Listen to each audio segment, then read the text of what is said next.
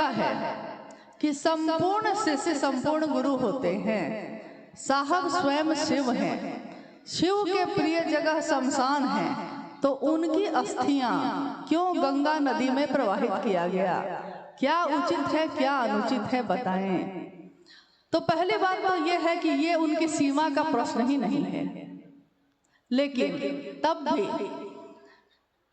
संपूर्ण शिष्य संपूर्ण गुरु होता है, सच है, सही है। कोई गुरु अपने शिष्य को अपने जैसा बनाता है, शिव भी अब गुरु हैं तो अपने शिष्य को अपने जैसा बनाएंगे। इस कालखंड में शिव के शिष्य हरिनानंद जी ने अपने आचरण से ये प्रस्तुत किया कि शिव का शिष्य कैसा होता है। आचरण से यानी अपने जीवन से न्यूनतम व्यवस्था में भी सुखी रहा जा सकता है। शिव सबको देने वाले हैं, जो प्रेम करता है वो देता है, लेता नहीं। बनो तो शिव, रहो तो शिव, जियो तो शिव। इस दुनिया में आप रहते हैं, शिव की दुनिया है ये, आपकी दुनिया में शिव क्यों नहीं रहता? यानी साहब श्री हरिनानंद जी ने शिव के गुरु स्वरूप को आत्मसात किया और शिव के सारे लक्षण उनमें दिखाई दिए। स्वाभाविक है जो गुरु होगा वो अपने शिष्य को अपने जैसा ही बनाएगा। लेकिन ये लिखते हैं कि शिव का प्रिय जगह शमशान है। अरे भाई, कौन बोल दिया आपको कि शिव का प्रिय जगह शमशान है? कहाँ शिव का प्रिय जगह नहीं है? क्या ये शिव की जगह नहीं है? शिव की दुनिया में आप रहते हैं, शिव की दुनिया की सारी चीजें तो आपकी शिव की ही हैं।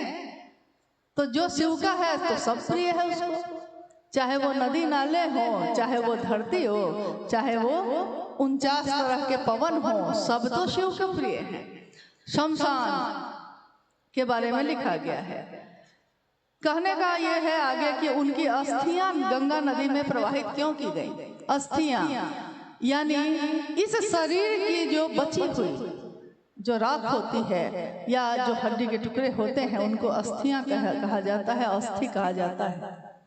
माँ गंगा नदी में प्रवाहित क्यों की गई? एक शिव के शिष्य होने के नाते साहब हरिनानंद जी ने भारत देश की सभी परंपराओं और कानून सबका पालन किया है। यहाँ तक कि उन्होंने अपने लौकिक जीवन में भी और लौकिक परिवार में भी और पारलौकिक परिवार यानी शिव शिष्यों के परिवार में भी आपने देखा होगा कि अगर कोई साउंड लगाता है तो उन्होंने हमेशा कहा है कि परमिशन लेकर तब लगाना। जन्म इस शरीर का होना और इस शरीर का शिवलिंग होना, तो इस शरीर की एक मर्यादा है, उस मर्यादा का पालन परंपरा के अनुसार जो उचित है वो होगा ही होगा। क्योंकि माँ नीलमानंद जी ने जब 2005 में 17 जून को वो शिवलिंग हुई थी तो सारी परंपराओं का पालन किया गया, लेकिन किस तरह किया जाए ये साहब ने उसी समय हम लोग को बता दिया था।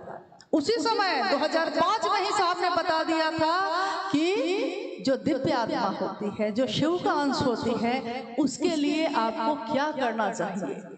तो हम लोगों को जो उन्होंने बताया था उनके लिए हम लोगों ने वही किया है। इसलिए उनके निर्देश या आदेश के बिना कुछ भी न हुआ है न होगा। अब है साहब का मतलब, दूसरी जिज्ञासा है। साहब का मतलब परमात्मा ईश्वर शिव होता है। फिर साहब को प्रथम शिव शिष्य क्यों संबोधित किया जाता है, जबकि प्रथम शिव शिष्या माँ भवानी है, राजमणि नीलमानंद है। देखिए, आधा ज्ञान जो है बड़ा खतरनाक होता है। आधा ज्ञान से अच्छा है कुछ नहीं जानना, ये ज्यादा अच्छा है। कहावत है हम लोगों में, अधजल गगरी छलकत जाए। गगरी को या तो पूरा भर लीजिए या खाली रखिए, वो ज्यादा अच्छा है। लेकिन आधा रहेगा तो पूरे रास्ते छलकता ही जाता है। वही हो गया है, पहले पूरी बात को समझना चाहिए। और साहब की बातों को अगर आपने सुना है तो ध्यान से सुनिए। साहब ने इस शरीर में रहते हुए अंतिम संगोष्ठी में यह कहा कि परमात्मा जो है, जिज्ञासा ये आई थी और उस जिज्ञासा को संगोष्ठी में मैंने ही पढ़ा था। साहब मेरा एक है और न दूजो कोई, जो साहब को यानी साहब को ही मैं कह रही थी ये बात कि जिज्ञासा ये है कि साहब मेरा एक है और न दूजो कोई, जो दूजा साहब करे वो दूजो कुल का होए। इसका क्या अर्थ है? तो साहब ने कहा कि जानते हैं साहब किसको कहते हैं? साहब परमात्मा को कहते हैं। साहब एक ही है यहाँ, साहब ईश्वर को कहते हैं। और उसके उत्तर में उन्होंने जो कहा, उससे पहले भी ये बात लोगों ने उस दिन सुनी है जरूर, लेकिन हम लोगों ने उनके मुंह से ये उत्तर जब मां नीलमानंद शरीर में थी 2003 में, उसी समय एक भजन वो गुनगुना रही थी। आपने शायद सुना होगा उस भजन को। आप लोगों को भूख तो नहीं लगी है ना? लगी तो होगी। तो थोड़ी देर बात कर सकते हैं ना हम लोग? संगोष्ठी है, बड़ा मुश्किल से सबको इकट्ठे हुए हैं, और जब बात निकली है तो थोड़ी दूर तक तो जाएगी। तो मां नीलमानंद गा रही थी, उन्हीं के द्वारा लिखित ये भजन था। साहेब यो अहाँ छी परम दयालु, अहाँ छी परम दयालु ये साहेब, अहाँ छी परम दयालु। तीन सूत्र अहीं के करई छी, अहीं के करई छी नमन, अहीं के करई छी चर्चा, अहीं से मांगई छी दया। इस भजन का ये वाक्य था, वो गा रही थी। हम लोग भी उनके पास बैठे थे, उनके साथ साथ गा रहे थे। उसी समय साहब अपने कार्यालय से, ये रांची की घटना है, उस समय साहब रांची में थे। उसी समय साहब अपने कार्यालय से आए, तो उन्होंने गाते हुए सुन लिया, तो वो हंसने लगे और खड़े हो गए। बोला उन्होंने कि नीलम जानती हैं साहब तो एक ही है, साहब तो महादेव है। और जब वो भोजन करके फिर कार्यालय चले गए दोपहर का, मां नीलमानंद जी ने कहा उस समय कि मुझको महादेव में और इनमें कोई अंतर नहीं लगता, क्योंकि जिसने शिव का भाव जगा दिया मेरे अंदर, मेरे लिए वो उससे कम भी नहीं। लेकिन जो ये कहते हैं करना वो है, जो ये चाहते हैं करना वो है।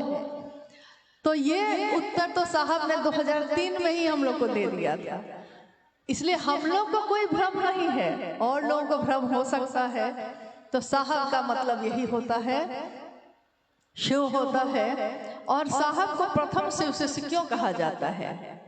देखिए, इसके लिए थोड़ा समझना होगा कि आदि गुरु शिव। तो जब कोई आदि गुरु होगा तो आदि शिष्या भी होगी। जब कोई प्रथम गुरु होगा, पहला गुरु, तो उस समय उनका कोई शिष्य भी हुआ होगा, क्योंकि गुरु परंपरा चली है तो शिष्य परंपरा होगी। गुरु बिना शिष्य के चल ही नहीं सकता है, शिष्य बिना गुरु के शिष्य बन ही नहीं सकता है। तो आदि गुरु शिव की पहली शिष्या, प्रथम शिष्या मां भवानी स्वयं है। ये शिव पे आधारित तंत्र साहित्य में लिखा है कि मां भवानी प्रथम शिष्या है शिव की। मां भवानी कौन है? शिव की शक्ति। और आप गौर कीजिएगा, मैंने भी जब प्रणाम किया है तो कहा है, आप सुनते शायद नहीं हैं या समझते नहीं हैं।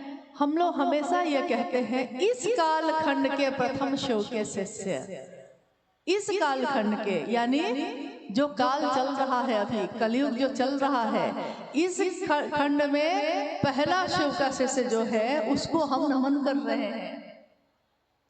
और उन्होंने उसके बाद पहले चिट्ठी मां नीलमानंद जी को लिखी थी, जिसमें लिखा था कि नीलम, मैंने शिव को अपना गुरु बना लिया है, तुम भी बना लो।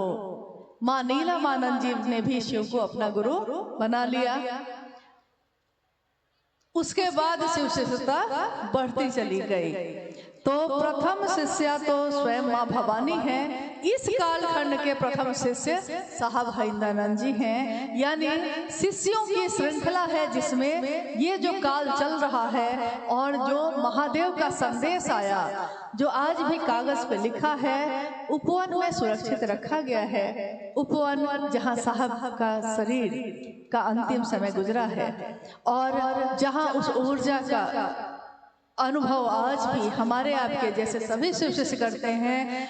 तो जो ऊर्जा जहाँ है सो है,